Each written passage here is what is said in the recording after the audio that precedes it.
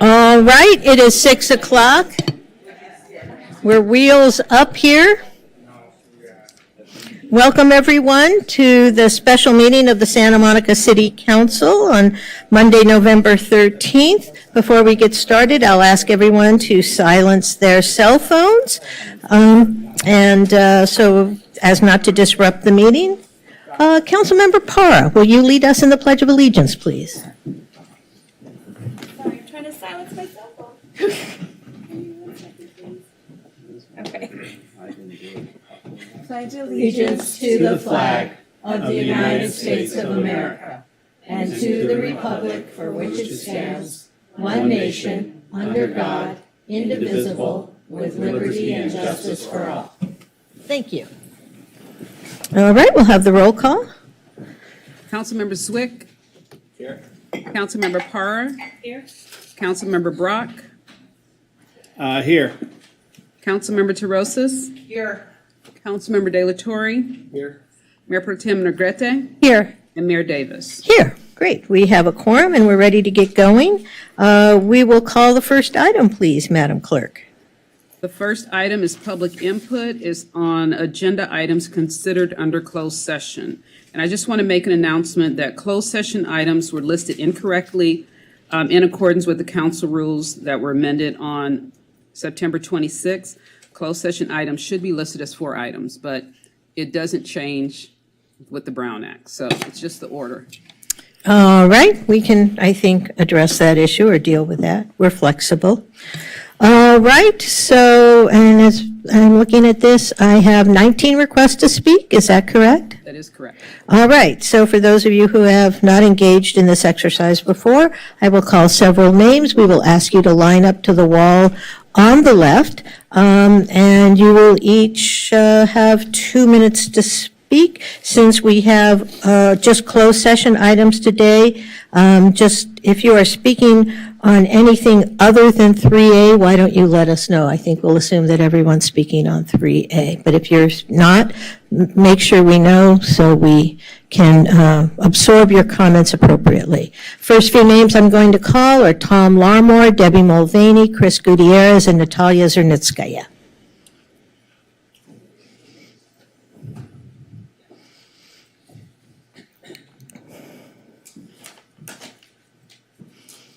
Good evening, council members. My name is Tom Larmore. I am speaking to you as a 50-year resident of Santa Monica, someone who's been involved in the community in a variety of ways for many, many years. And I'm here to urge you to not vote to settle the CVRA case. Under the city charter, section 605, council has the powers of the city subject to the charter and the Constitution of the state of California. Constitution of the state of California says that the voters have control if you want to change the charter, which a switch to a district election procedure would require. So I think it's quite clear that you don't have the authority to change to a district election either by your own motion or by surrendering in this lawsuit. Your decision really has nothing to do with whether you prefer district-based elections as a matter of running the city. That's a whole separate question, which is subject to debate, but it's something that should be left to the voters to decide. The Plaintiffs' Counsel will probably, if he speaks tonight or has before, told you that he won at the California Supreme Court. Well, the fact is, he lost at the California Supreme Court. They ruled against his idea that he doesn't need to show both racially polarized voting and vote dilution. And they made it quite clear that he does. And it's our feeling that in this particular case, given the facts, he can't show either one. So I urge you to continue in the lawsuit. I think it would be imprudent at best to cave in and spend millions of dollars in taxpayer funds to pay the plaintiff's lawyer. Thank you. Thank you, Mr. Larmore. Debbie Mulvaney. Good evening. My name is Debbie Mulvaney, and I am here again to ask you to do the right thing and not settle the CVR lawsuit, which the city is likely to win. Today is my husband's birthday, and instead of having dinner with him, I am standing here again to speak with you because this is so important. I am a 29-year Santa Monica resident, and I am here because you're being pressured by desperate people who are trying to wear you down. If not, we would not be discussing this for the third time in 6 months. I am here because I want you to be aware of the thousands of residents who know that having 7 votes every 4 years is better than having 1. The constant revisiting of this issue needs to stop, and you need to wait for the courts to decide. Don't waste millions of taxpayer dollars that won't need to be spent when the city prevails. You might even be rewarded costs. As you've been advised before, you legally cannot change that which is spelled out in the charter. Only a vote of the people can do that. Let the people of this city decide how they want to elect the city council, and don't let the plaintiffs force you into making a bad decision. Let the plaintiffs know loud and clear that the city will not be pressured into giving away millions of dollars. It is your legal obligation, according to the city charter, and your fiscal responsibility to put this on hold until the court decides. Thank you. Thank you, Ms. Mulvaney. Chris Gutierrez. Good evening, Mayor Davis, Mayor Pro Tem Negrete, and City Council members. As you know, I'm Chris Gutierrez, but what you might not know is that 68 years ago, I was born in the city of Santa Monica, a Mexican-American child. Like 2/3 of the Latinos in Santa Monica, I live outside the Pico neighborhood. Regarding item 3A, I urge you to stay the course and not settle the case of Pico Neighborhood Association and Maria Loya versus City of Santa Monica. The city has been wise and just in defending the California Voting Rights Act and rejecting the arguments of the lawsuit. In fact, the city's efforts have clarified many issues, the last of which, specifying the criteria of vote dilution and deciding if it has been proven, is now up to the appellate court, following the California Supreme Court opinion. Stay the course. Settling now would betray the city's good work and threaten voting rights. In fact, district voting for our city is a blunt instrument, which would knock out my voting power as a Latina in 2 ways. First, a proposed district for the Pico neighborhood would eliminate me. Second, like all eligible voters, I would lose 85% of my voting power, voting for only 1 of 7 city council members. I love the city. I love that many in our Santa Monica community are working to respect the characteristic diversity, leading in sustainability and climate resilience for current and future generations. I thank the city for defending the California Voting Rights Act, for defending my voting rights as a Latina. Stay the course. Do not settle. Your defense is priceless. Thank you. Thank you. Natalia Zernitskaya. And before you begin, Ms. Zernitskaya, I'm going to call a few more names so people can line up behind you. Anushka McCreary, Ellis Raskin, and Rhea Devlut. Anushka is donating 2 minutes to me. Okay. All right, okay. Thank you for letting us know. We still have Ellis Raskin and Rhea Devlut behind you. Good evening, Mayor Davis, Mayor Pro Tem Negrete, and City Council members. I am speaking tonight on Agenda Item 3A regarding the ongoing CVRA lawsuit. First, I want to thank you for staying the course and letting the case be heard at the Court of Appeals, and I urge you to please continue down that path as it's the best way to bring a fair resolution to this litigation. In defining how vote dilution must be proven, the California Supreme Court noted that the protected class voters should not be made, quote, worse off by a potential remedy.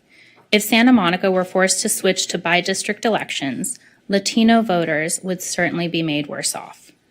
Staying the course is also the most fiscally responsible choice. If the council were to entertain a potential settlement at this time, we could incur a significant financial liability at a time when our city's fiscal health is still recovering. And if the Court of Appeals' initial ruling is any indication, the city has a reasonable chance of potentially recovering at least some of the costs that we have incurred. Additionally, I wish to urge Councilmember De La Torre to recuse himself from item 3A due to an undeniable common law conflict of interest. And let me explain why. Prior to being elected to the City Council in 2020, Councilmember De La Torre served as the chair of the Pico Neighborhood Association, the co-plaintiff in the CVRA lawsuit filed against the city in 2016. The other co-plaintiff in the lawsuit is the councilmember's spouse. Pursuant to these facts, on January 26, 2021, the then City Council voted to disqualify the then newly elected council member from participating in or attempting to influence discussions or decisions relating to this litigation due to a finding of a common law conflict of interest. In March 2021, the council member filed a lawsuit against the city seeking a judgment regarding this conflict of interest issue. There was ultimately a settlement between the city and the council member. There was no ultimate final ruling by the judge. In fact, the judge in the conflict of interest case denied issuing summary judgment to both parties. On June 16, 2022, in the last filing that the judge issued prior to the settlement on June 20, 2022, he noted that an issue that had not been addressed was the, quote, elephant in the room, the city's contention that the plaintiff's attorney is a, quote, de facto attorney for Councilmember De La Torre, and it would be a conflict for him to participate in a vote to potentially award millions of dollars in a settlement to his, quote, de facto attorney. The facts are clear. If we wish to change the method by which we elect our representatives, that decision should be made through an open, public process and ratified by the voters, and not through an opaque settlement decided in closed session behind closed doors. As we are a charter city, our form of government is for the citizens alone to decide, with their voices at the ballot box. Thank you. Thank you. Mr. Raskin? Good evening, Council, Mayor Davis, Mayor Pro Tem Negrete. Thank you all very much. So as you all know, in the universe of city governance, the charter is a sacred document. It's our city's constitution. And in our city, the charter gives the right to the people, the electorate, to choose their form of informed self-governance. And to the extent that you've been presented tonight with a settlement proposal that takes that power away from the people, I urge you to reject it. We all have our own opinions about the best form of governance in our city. I, for one, wish that we had ranked choice voting. But it's not the role of any one person, and it's not the role of this city council to choose that. Only the people can choose how they govern themselves. Thank you. Thank you, Mr. Raskin. Rhea Devlut. And before you begin, ma'am, I'm going to call a few more names to line up behind you. Anthony, and there's no last name, Sarah Lee, and Ted Winterer.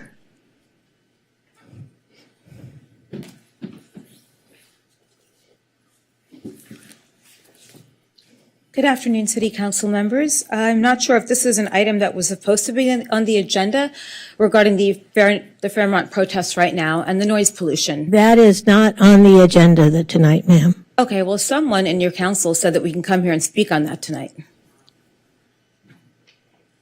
No, our city attorney, I don't know who that was, so I can't tell you, but that is not on tonight's agenda. Okay, well, That's correct. And we can only take comment on the two items that are on, or the items that are on tonight's agenda. okay, Phil, thanks.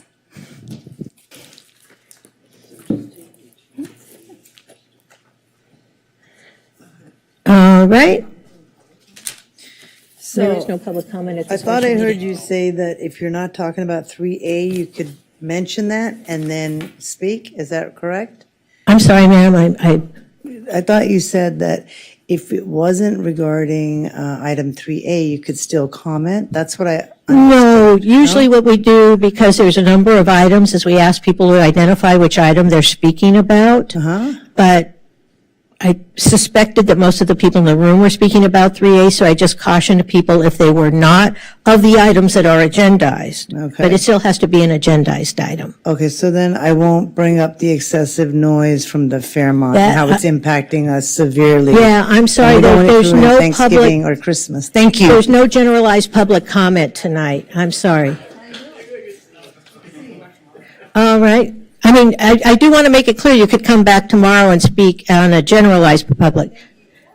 And that would be at 5:30, correct? That would be at 5:30. That is correct, former Mayor Ted Winterer.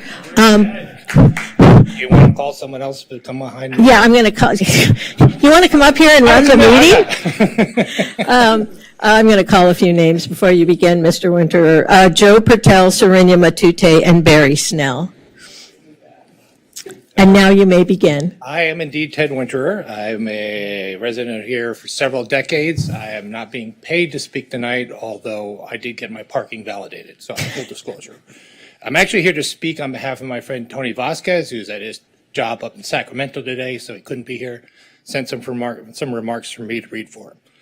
So I will commence now. I am Antonio Vasquez, a longtime resident of the Sunset Park neighborhood of Santa Monica.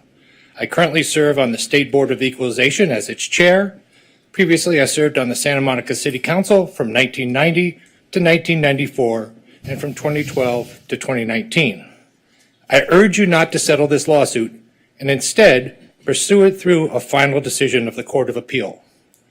Although 30 years ago, I thought district elections were a good idea for Santa Monica, our elections history during the past several decades has proven that our current at-large elections have worked well, especially for Latino voters and candidates. My own success, winning 3 of my 4 city council election campaigns, proves that Latino candidates are well served by Santa Monica's at-large elections. And my wife, Maria Leon Vasquez, has won 5 consecutive school board elections. Your success as candidates is further proof that there is no need to change district elections to ensure fair representation of the Latino community. Santa Monica voters, including Latino voters, value that they have 7 votes for city council and that all of you are accountable to all Santa Monica voters.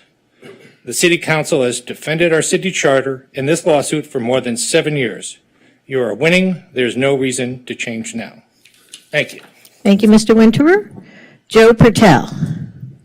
Mr. Patel, are you receiving donated time? Yes, Michael Dubin gave me 2 additional minutes, and I'm actually going to donate that now, if possible, to Matt Hall because I don't need the additional. Dan Hall, excuse me. I'm so So are sorry. you only doing 2 minutes? Just 2 minutes. Okay, thank you. Less than that, actually. Hello, everyone. Good evening. My name is Joe Patel. I'm going to keep it pretty short because I have spoken a couple times before on this issue. As you know, I'm a resident of Sunset Park. I lived in Santa Monica for almost 30 years, raised my kids. My wife and I are strong supporters of the city. I strongly urge you, as you might not be surprised, to continue with the course of this lawsuit. This city is winning. Let's let the courts decide. The Supreme Court's decision was really not a victory for plaintiffs. If they were, they wouldn't be here tonight trying to settle, likely for a fraction of what they were demanding previously, somewhere north of $30 million. The Supreme Court's decision was really a common sense decision, which said, look at the facts. It's not always going to work for every city, including Santa Monica. And if you look at the factors they came up with, we know it doesn't work for Santa Monica. There might be other good reasons to shift to districts, but it's not because Latinos are not doing well in the city. It might be for other reasons, and maybe we should put those on the ballot. We all know the facts in this case. If districts are imposed, one of the 2 council members from the Pico district will be out of office. We also know, too, for a fact that the 70% of Latinos who live in the other 6 districts will have their votes diluted. If you believe that we have polarized voting, then you're going to essentially disenfranchise 70% of the Latino voters in this city. And that makes no sense. We all know it makes no sense at all. You've seen the results from the city council and the school board. And as you'll hear, Latino preferred candidates do extremely well. They really do. So let's let the residents decide how they want to vote. If there's a groundswell of support for this, somebody start a petition. Put it on the ballot. I'll be one of the first to sign that petition. They may prefer ranked choice voting. There's some good reasons, but let's have, as Mr. Winter said, let's have a debate. Let's have a public. What kind of voting system we want. Okay, thank you, Mr. Patel. Serenia Matute. Good evening, Mayor Davis, Mayor Pro Tem Negrete, and Council. My name is Serenia Matute. I'm a Santa Monica resident with a child in the public schools, and I'm also a member of the Community for Excellent Public Schools, or CEPS. Today, I'm here to read the testimony of Nat Travis. starting with, my name is Nat Travis. I'm a longtime Santa Monica resident, a graduate of Samo High, and a former Santa Monica police officer. I served on the Santa Monica City Council for 2 terms from 1971 to 1979, and I was the mayor from 1975 to 1977. I am part of a group represented by Mr. Harding and Mr. Patel, who filed an amicus brief in the California Supreme Court in support of the city of Santa Monica in the CVRA case. I believe our at-large elections, as established in our city charter, have worked well, including for Latino and Black voters and candidates. Most importantly, as members of the City Council, you are obligated legally and morally to defend the city charter, which can only be changed through a democratic vote of Santa Monica voters. I have reviewed the various court filings and opinions in this case, and I firmly believe that the city will win in the Court of Appeal. Given Santa Monica's election history, I do not see how the plaintiffs will be able to prove either racially polarized voting or vote dilution.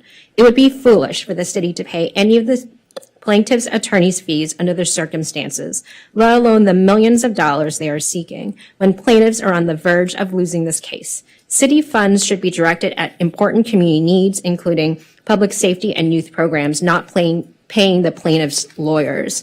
Please do the right thing, stay the course, and let the Court of Appeal decide this case. Thank you. Thank you, Ms. Matute. Mr. Snell, and before you begin, Mr. Snell, I'm going to call a few more names. Chris Harding, Lori Lieberman, Dan Hall, and Mike Feinstein. Good evening, Mayor Davis, Pro Tem Mayor Negrete, and City Council members. I'm Barry Snell. And first, I want to make it clear that I strongly support the California Voting Rights Act and its intent to ensure that voters who are marginalized communities have the opportunity to influence local elections and to elect their preferred candidates. However, district voting in Santa Monica, as you've heard through other speakers, would have a negative effect on the very communities that the CVRA is designed for. I have won elections in this very community in 2006, 2014, 2018, and 2020, and lost in 2010. If I did not have the ability to receive votes from various organizations and Santa Monica residents throughout our city,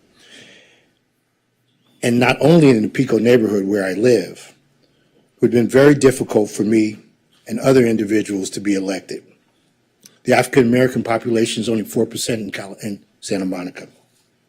I urge you to stay the course and allow the court to rule on the Pico Neighborhood Association and Maria Loya versus the City of Santa Monica case. And at a minimum, allow the voters of Santa Monica and the council, not the council, to decide the method of electing members of our community. And in closing, I'm also sitting on the LA County Committee for School Board Organizations, where these petitions are starting to come to our committee in droves. And what I'm finding more than ever, that some of the petitions that are coming to us are purely because of attorneys filing a letter saying that if you do not change your voting aspects, we will sue. And that's not what a city wants to see. So I urge you, people are looking at us around the state. Thank you, Mr. Snell. Chris Harding. I believe I have 4 minutes.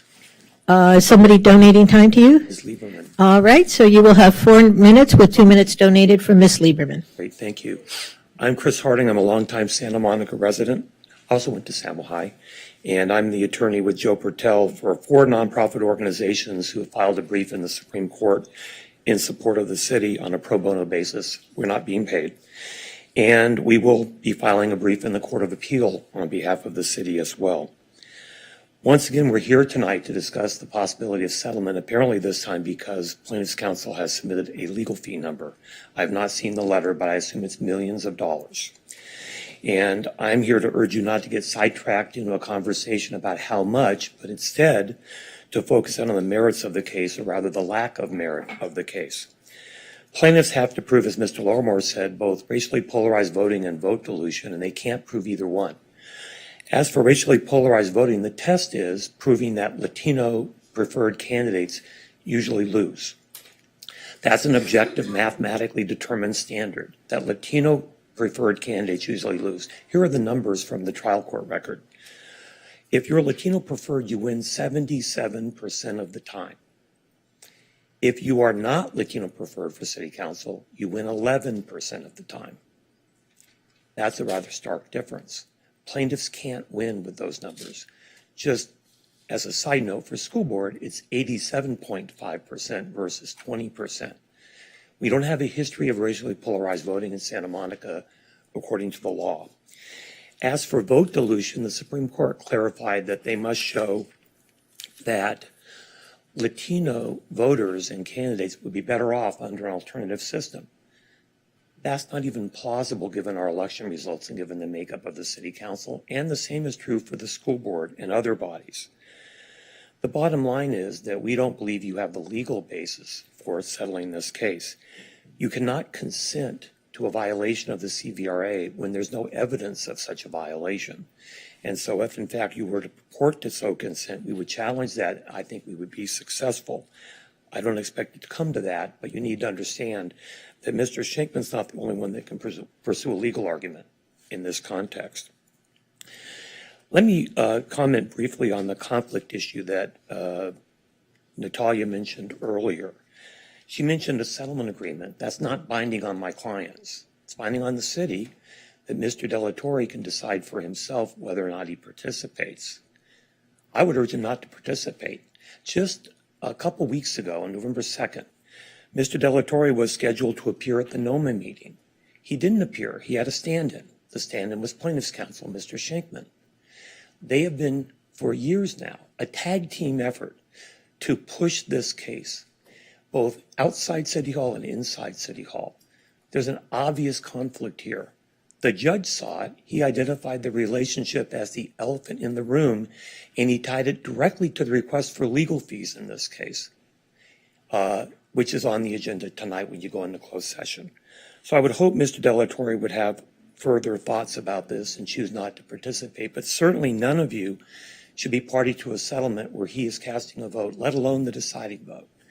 So in closing, I would echo what Mr. Larmore said and Mr. Pertel. There may be reasons for district elections. They're not ethnic representation given our history. I've had this conversation with a number of you.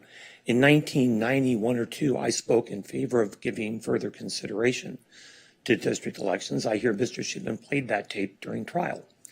But 30 years is a long time, and I think the circumstances have changed dramatically since then. I've rethought the issue, though I'm open to discussing it further. But that's a policy question, not a legal question, and that's where it should be resolved.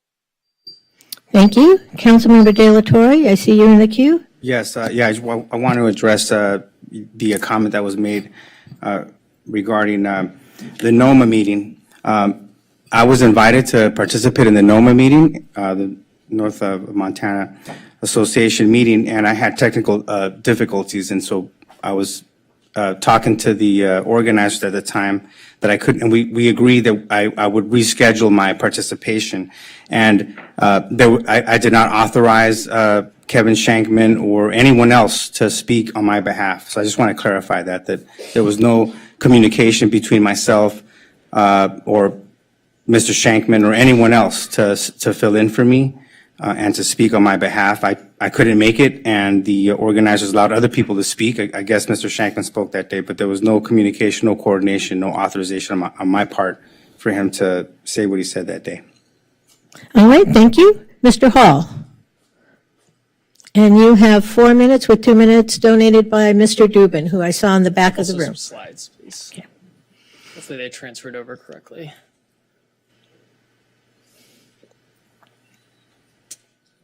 Okay. Good evening, Council. My name is Dan Hall, and I am a Santa Monica resident, and as you know, a diversity, equity, and inclusion professional. Madam Clerk, if you don't mind pulling up the slides whenever you're ready. I use data to examine systems of bias and discrimination in my job, and I bring that professional experience to you tonight in this analysis. I urge you to stay the course and allow the courts to rule on the CVRA case. There is no doubt in my mind that this city has deeply harmed communities of color in the past. I do not deny that. In decades past, districts may have made sense for this community. However, you must look to our current and future situation.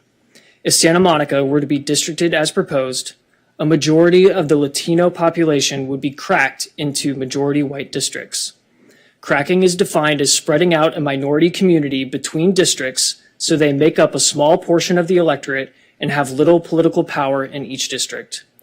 The data show that districting Santa Monica without any at-large representation will crack 65% of Latino voters into majority white districts. Slide, please. So bear with me here. I'm going to breeze through these, and it's a little bit dense. These are the districts as proposed by the plaintiffs in 2018. Slide, please. Here are the 2020 census tracts. Slide, please. And here is the census data that show how Latinos are spread throughout Santa Monica. Slide, please. So you'll notice that these 4 census tracts basically form what constitutes a PICO district. Slide, please. So to be conservative, I'll consider all of tracts 701702 and 701701 as part of the PICO district. This district would have 4,728 Latinos, which is 35% of Santa Monica's total Latino population per the 2020 census. Slide, please. With 35% of Santa Monica's Latino population residing in those 4 tracts, 65% of Santa Monica's total Latino population resides outside of that district. Slide, please. So you must ask yourself, is it worth severely limiting the political power of 65% of Latino voters across the city's 7 council districts to potentially increase the power of 35% of Latino Santa Monicans within 1 council seat? Without an at-large district, approximately 8,811 Latino voters will lose political power vis-a-vis the approximate 4,728 residing in the PICO neighborhood. And you'll see that the highest amount in any of the other proposed districts is 16% in a specific district. So stay the course and let the courts decide whether that trade-off is required under the CVRA. Thank you. Thank you, Mr. Hall. And batting cleanup, we have Mike Feinstein. Good evening. While I support voting rights and diverse representation, this lawsuit is all form and no substance. And it's destined to lose in the Court of Appeals, which is why the plaintiffs are scrambling to get a settlement. And now that the state Supreme Court has defined the application of this law, we know that the plaintiffs can't prove racially polarized voting or vote dilution. And I want to speak to the vote dilution. You've heard from other speakers of all the problems of cracking 2/3 of the protected class of Latino voters around the city, decreasing their influence in 6 of 7 districts, taking away their ability to vote on 6 of 7 council seats. And then we're supposed to believe that the crapshoot of a 30% influence district based in the PICO neighborhood will justify losing all of that. And this is what is so absurd about this. The plaintiff's argument there is that there is a 30% unified Latino voting bloc. And they base it on looking at some past elections where when we had 4 seats on the ballot and there was a single candidate with a Spanish language surname on the ballot, most Latinos in the community voted for that candidate for one of their 4 choices. And from that, they argue that, oh, if we go to a PICO neighborhood district, that 30% is going to be aligned. But it's one thing to say you're going to vote for one Spanish language surname candidate when there's 4 seats. What happens when there are 4 Spanish language surname candidates running for 1 seat? Hello, the vote is then diluted and split, and you don't have a united voting bloc, and that throws their whole argument out. And we spent 8 years on this with this kind of legal work. Are you kidding me? And all the money we spent on this? We need to just win it in the court, and the state legislature will then have incentive also to improve the law, because it's a great idea, but it needs to be updated. Thank you. Thank you, Mr. Feinstein. Ms. Anderson-Warren, I believe that is all the speakers we have. Is that correct? That is correct. Then I will close the public input on item 2, and we can move on to item 3. Item 3 is the closed sessions. We have several closed sessions. The first one is an existing litigation. It's PICO Neighborhood Association and Maria Loya versus the City of Santa Monica. Next, we have another existing litigation, and it's an and opt out of class action settlement regarding PFAS contamination. And then we have another one. It's a consider initiation of litigation, and this is regarding PFAS contamination. 3D is a conference. This is existing litigation, and this is a report out, and this is Eric Canonico versus City of Santa Monica. And then finally, we have another readout, existing litigation, Juana Lopez Sanchez versus the City of Santa Monica. Thank you, Ms. Anderson. And although these are only agenda items today, there may be people watching who want to know how long they have to go get dinner. Do we have an estimate, Mr. City Attorney, about how long closed session will take this evening? I'd say an hour and a half. All right, thank you. We will do our best to make that. We have happy council members. All right, thank you.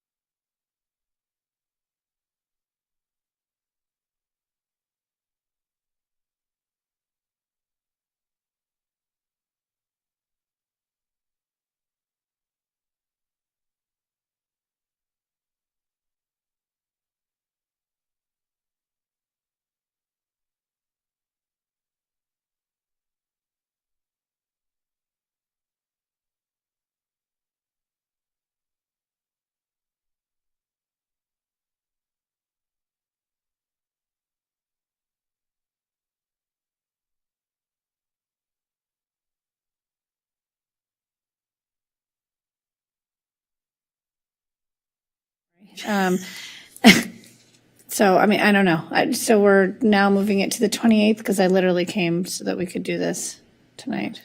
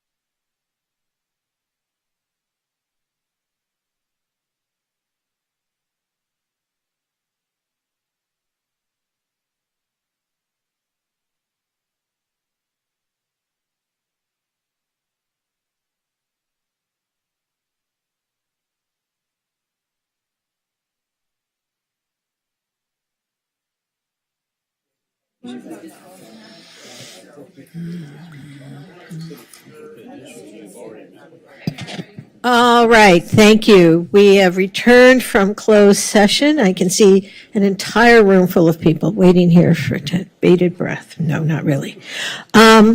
So we will turn to the city attorney for a report out of closed session. Yes, all of the closed session matters were heard. The only report outs are from the prior matters in the Canonico case, reporting that has settled for a total of $397,500. That was previously approved by the city council on October 10th, with all 7 council members approving it. It was unanimous. Also, in the Lopez Sanchez case, reporting a settlement of $150,000 that was approved by council on May 23rd, and that was unanimous with all 7 council members also. That's all. All right, thank you, Mr. Sloan. We will now adjourn this special meeting, and we will reconvene at 5:30 tomorrow. Thank you very much, everyone, for coming out tonight.